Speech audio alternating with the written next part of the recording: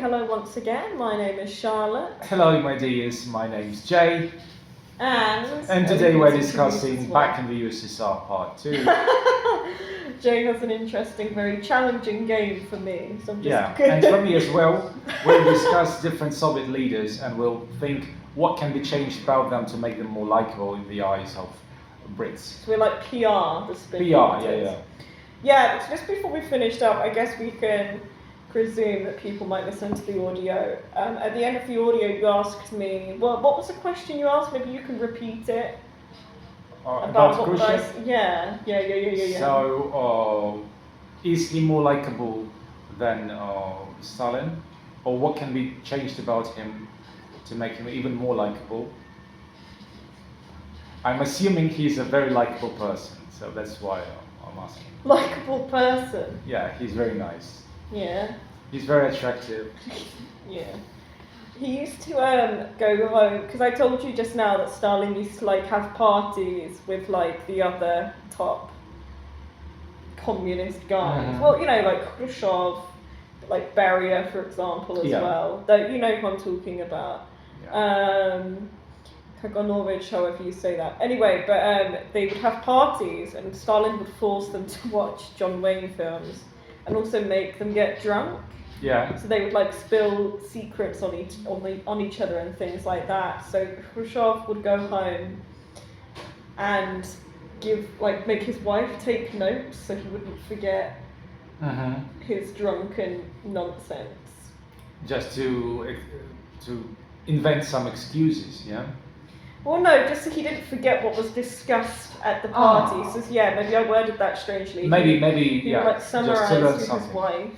And that's why he made it to the top, yeah? You think that by collecting information he was able to become the next General Secretary of the Soviet Union? Well, he became the next General Actually, he wasn't the next General Secretary, it was Malenkov. And then, I'm not sure if Beria ever actually was, but he came very close. So Khrushchev kind of supplanted Malenkov, I suppose. Well, I mean, they all kind of... I don't think he was right for the role anyway. What could Khrushchev do to be more likable? Yeah. Well, I shall see at the end. We kind of discussed. We didn't go too into detail of like the history of each. Let's imagine for a sec that Khrushchev could be a fluent English speaker. Maybe would he was. Would it? No, I don't. So, would you think? Would you say that would change the overall impression? Well, the problem is it's hard when we're talking about... So in this situation, are we imagining that it's like the 1960s? Yeah. I don't think that would be public knowledge. So basically, no, I don't think people would know or care. But I don't think... It's really hard to say because I was born many years after Khrushchev died. I think if he could show off his knowledge, he would. Even his knowledge of foreign languages. But so if we're talking about native English speakers, let's say the UK, just seeing that he's making an effort. I think they don't care that much. I think for the kind of reasons we were talking about earlier, like why Stalin became such a figure, I don't know, it's probably the best way to say it, is this real kind of enforced adoration, seeing his image everywhere, you know, like a political figure was kind of literally a part of everyone's lives and like a character in the lives of the daily person. Whereas this was absolutely not the case in the UK. I couldn't even tell you who was Prime Minister at the time. Still Churchill. But we don't have this kind of interest in the personal qualities of a Prime Minister. But still, when we think about Thatcher Milk Snatcher, we can see the world of difference between British attitude towards Thatcher and the way she was perceived in the Soviet Union. She was loved. She was literally loved in the Soviet Union. Yeah? Why? Because she was nicknamed an Iron Lady or something. Yeah. And people like the Iron Fisted leaders in the Soviet Union. Right, yeah. So actually, that's a good kind of like. I think example. we can draw this parallel. Yeah. Yeah. Of how like we kind of don't have this. Yeah, how we don't have the same thing culturally. Yeah, if she was popular in the Soviet Union. Yeah, she was extremely popular, but in the not Soviet so Union. in the UK. I think that's also evidence of itself as like the big difference. I actually Big found cultural, here yeah. Khrushchev and Bulgarin came to the UK in 1956. I just looked up who was Prime Minister too. Anthony Eden, Harold Macmillan, and Sir Alec Douglas Horne. Harold Macmillan visited Khrushchev in Moscow in 1959 to ease Cold War tensions. But from what I remember, like when we were taught at school, I think Khrushchev was quite highly praised, especially because it seemed he was making an active effort to reduce tensions between the Soviet Union and the West. Because this all started with that blockade I mentioned in the audio part that Stalin tried to pull off in Berlin to make the Allied forces leave, and that obviously didn't lead to happy relations between the Soviet Union and the West.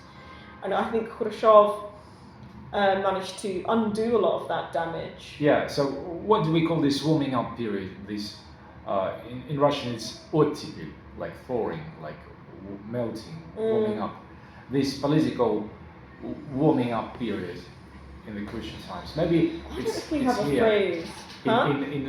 On Wikipedia, if we have ottepel, then there must be. Yeah, how do I spell it? Oh, like this. Double T. Yeah, Give me a moment. And then if we have this, no, like in Russian, yeah. And then if we can find this in Russian or in English, yeah. So because I'm interested, if Khrushchev is known for his ottepel, for this melting, or not melting even, warming up period, I think. Yeah, Khrushchevskaya ottepel. Yeah. Interesting. Like, yeah, let's see. It's also my favorite tactic for finding like English words. Sorry, I'm looking for. Khrushchev thaw.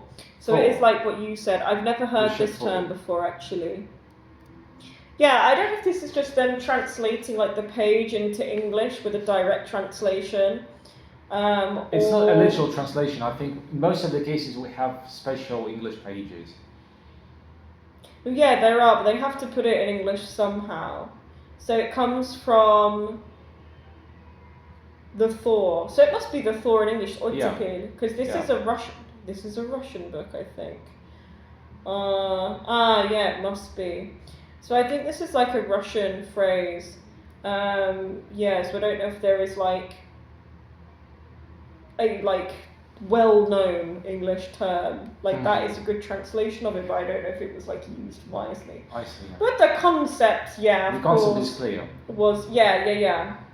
The concept was, of course, felt. I don't know how to put it, especially if there were several visits between the UK and the Soviet Union during that time, across several years as well. Yeah. Then we have, gosh, I could talk about this for a while. We have like the incident with. I'm just quickly brushing up on things because I'm actually not sure about my own terminology. Yeah, but let's instead let's discuss different Soviet leaders you remember, and maybe we could draw parallels. Like for example, if we take Khrushchev, can you think of his counterpart in the UK? No. What about Brezhnev? But also, I mean, I wouldn't know. I wasn't alive at that time, and also like a lot of for the reasons that Khrushchev, for example, was characterized by something that was happening in the Soviet Union, right? Yeah. He was kind of picking up the pieces after Stalin, whereas we didn't have such like a polemic leader before that kind of time. Like I've never heard of some of these prime ministers actually. I consider myself quite well read, so I could not say who like an equivalent would be just because we didn't have the situation. What about Gorbachev? Because you must remember Gorbachev, at least something about him. Well, I remember stuff about him, but I don't think anything that they're known for applies to the West, which is what makes these people so interesting. No, absolutely not. Who was the Prime Minister at the time? I actually don't even know. Gorbachev, yeah. Okay. Was it Margaret Thatcher still? Gorby. He was nicknamed Gorby. Maybe. Late Thatcher. That's not what Not I the was case. asking. UK. Okay. Margaret Thatcher tonight. Ah, John Yeah. Major. I don't know John anything Major. about John Major, John to be Major. honest. He's just a Labour leader. So this is something I would like to read about and get back to you, but to be honest, it's especially with Gorbachev, it's really hard to say because we didn't have a Soviet Union, so there was nothing, there was no system to be dismantled. Like, again, it's a kind of the same thing with Khrushchev. Like, Russia and the Soviet Union had a much more kind of, I think, tempestuous almost history in terms of the way the state was. It was the Russian Empire, then the Soviet Union, then the Russian Federation. The actual entire state changed. Yeah. In the I was course of born in less one than state. 100 years, Now yeah. a different state. Yeah. A different country. I think these politicians were afforded the chance to prove themselves in that regard, whereas we haven't had, our politicians haven't really had the chance to do that actually, which is a good thing, of course. And who is your favourite Prime Minister? I don't have one. But were to choose, the least unfavourite. I don't really have, well, again, this is kind of the main thing. We don't have strong opinions really about politicians. Some people do, but in a different way. If I had to choose, yeah, I don't even remember really many Tony of them. Blair. I was a kid. Then this dancing queen, just remind me. Theresa May. Theresa May. There were many politicians I would have liked to become Prime Minister. I like Ed Miliband, but I'm not a conservative voter, so I don't have a favourite in that regard. It's hard to say. I'm not particularly political anymore. I'm trying to think of who was in power when I was at university. We have David Cameron. What do you think about the current Prime Minister? I've not got a problem with him. I think he gets a lot of hate for nothing. I see. But I'm not interested that deeply in politics to be able to speak about I've this. noticed that so many people are not interested in politics these days on purpose. Like they avoid these topics because they are so explosive, so to speak. Yeah. Well, that's true. I mean, with certain people, there's also one of the things. It's actually not what I'm doing here. I genuinely don't know what I think. But there are a lot of people who I will completely avoid that topic entirely. I find a lot of people these days use it as kind of a cheap way to feel intellectually superior or assert their opinions on others, and aren't really actually interested in a two-way discussion. Or Especially problems, if you are prohibited to discuss something in Russia. Yeah, some people choose some topics that they can use just for their advantage. If you're not legally allowed to disagree with them, for example, they would push their own topic, trying to make you either break the law or agree that they are provocators. Provocators. They're using propaganda. And speaking of different TV channels, can you think of any more or less unbiased TV channels, or maybe newspapers, or in English or in Russian? Your choice. Maybe in Russian. Maybe in English. Yeah, I don't watch any Russians. So what do you think about the BBC? I think the BBC actually does a good job. I think it actually has been held to quite high standards to be unbiased. It is biased.